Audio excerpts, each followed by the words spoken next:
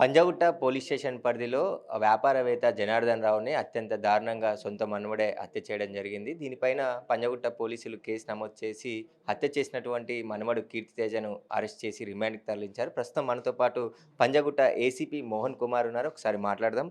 సరే, అసలు ఎందుకు హత్యకు గల కారణాలేంటి? ఎలా హత్య చేశాడు ఇతను? ఇతను హత్య చేసింది కత్తితోటి పొడిచి హత్య చేశాడు. కారణం అంటే వాళ్ళు శ్రీనివాస్ గారు కంప్లెయింట్ ఇచ్చారు. వాళ్ళ చనిపోయిన వ్యక్తి వాళ్ళ కొడుకు. అందులో ప్రాపర్టీ డిస్ప్యూట్స్ ఉన్నట్లు ఆయన రీజన్స్ సైట్ చేశారు. ఇంకా ఇన్వెస్టిగేషన్‌లో కూడా మేము ఫర్దర్ ఏముంది అంటే లోతుగా విచారించిన తర్వాత అప్పుడు మేము చెప్పగలం. అంటే ఈ జనార్దన్ ఎక్కడుంటున్నారు పంజాగుట్ట ఏరియాలో? అసలు కీర్తితేజ్ ఎప్పుడొచ్చాడు? అసలు ఏ రోజు జరిగింది సార్ ఇది? ఇది జరిగింది 6వ తారీఖు రాత్రి సుమారు 11 గంటల ప్రాంతంలో పోలీస్‌కి డైల్ 100 వచ్చింది. డైల్ 100 వచ్చినప్పుడు వెంటనే మా సిబ్బంది అక్కడికి అంటే ఇట్లా భీమా జ్యువెలర్స్ బ్యాక్ సైడ్ కత్తిపోట్లకి సంఘటన జరిగిందంటే అక్కడికి వెళ్ళి విచారిస్తే ఈ జనార్దన్ రావు గారు వాళ్ళ ఇంట్లోనే రక్తపు మడుగులో పడి ఉన్నారు. అక్కడ వాళ్ళ డాటర్ కూడా ఉన్నారు సరోజినీదేవి గారు. వారు కూడా విచారిస్తే ఇట్లా వాళ్ళ కొడుకే వచ్చి కత్తితోటి పొడిచి పలు పలు పర్యాయాలు కత్తితోటి పొడిచి చంపినట్లు చెప్పారు. ఆమె కూడా ఆపటానికి వెళ్తే ఆమెను కూడా ఆ కత్తితోటి పొడిస్తే ఆమె కూడా హాస్పిటల్‌లో అడ్మిట్ అయింది. అక్కడి నుంచి ఆమెని చికిత్స కోసం అని చెప్పి అపోలో హాస్పిటల్‌కి షిఫ్ట్ చేయడం జరిగింది. వీళ్ళు 108 సిబ్బందితోటి సహాయంతోటి. అంటే మొదటగా అంటే కుటుంబ సభ్యంలో ఎప్పటి నుండి ఈ వివాదం నడుస్తుంది? కీర్తితేజపై ఏమైనా గతంలో పోలీసులకు ఫిర్యాదు చేయడం గానీ, కుటుంబ సభ్యుల మధ్యలో మాట్లాడడం గానీ, ఇలా సస్పెక్ట్ ఏమన్నా పెట్టారా?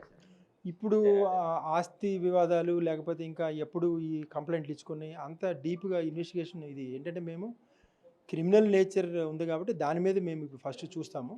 అది ఇంకా లోతుగా విచారణ మాకు ప్రిలిమినరీ స్టేజ్‌లో ఉంది కాబట్టి ఇన్వెస్టిగేషన్ అంత డీప్‌గా వివరాలు అనేది తెలవదు. ఎందుకంటే వాళ్ళ కుటుంబ సభ్యులు కూడా అతను చనిపోయి దాంట్లో ఈ క్రిమేషన్స్ తర్వాత ఆ కార్యక్రమాల్లో ఉంటారు కాబట్టి ఈ విషయాలన్నీ కూడా మేము వాళ్ళతోటి మాట్లాడాలి అంటే టైం పడుతుంది ఇంకా. అది ఫర్దర్ ఇన్వెస్టిగేషన్‌లో తెలుస్తుంది.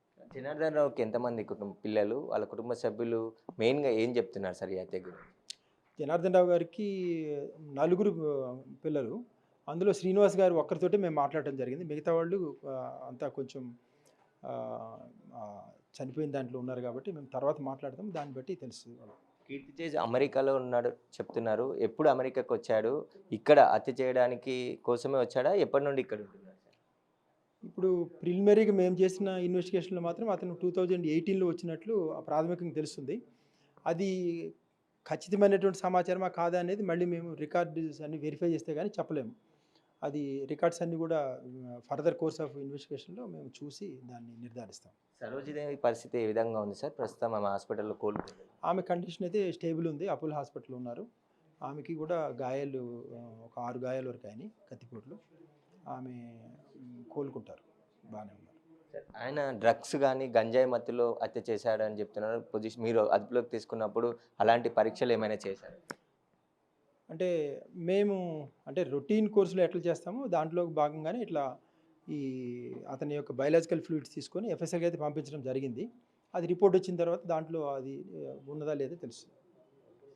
అయితే కీర్తితేజ్ మనవడే హత్య చేసినట్టుగా పోలీసులు నిర్ధారించి అరెస్ట్ చేసి రిమాండ్‌కి తరలించడం జరిగింది. అతనికి సంబంధించిన ఏవైతే బ్లడ్ శాంపిల్స్ కావచ్చు, కొన్ని శాంపిల్స్ సేకరించి ఎఫ్ఎల్‌సికి పంపించాము. ఆ ఎఫ్ఎల్‌సి రిపోర్ట్ వచ్చిన తర్వాత కేసు ఇన్వెస్టిగేషన్ జరుగుతుంది కాబట్టి హత్యకు గల కారణాలపై అన్ని కోణాల్లో గూడా దర్యాప్తు చేస్తున్నామని జెప్పేసి గూడా పంజగుట్ట ఏసీపీ మోహన్ కుమార్ చెప్తున్నారు.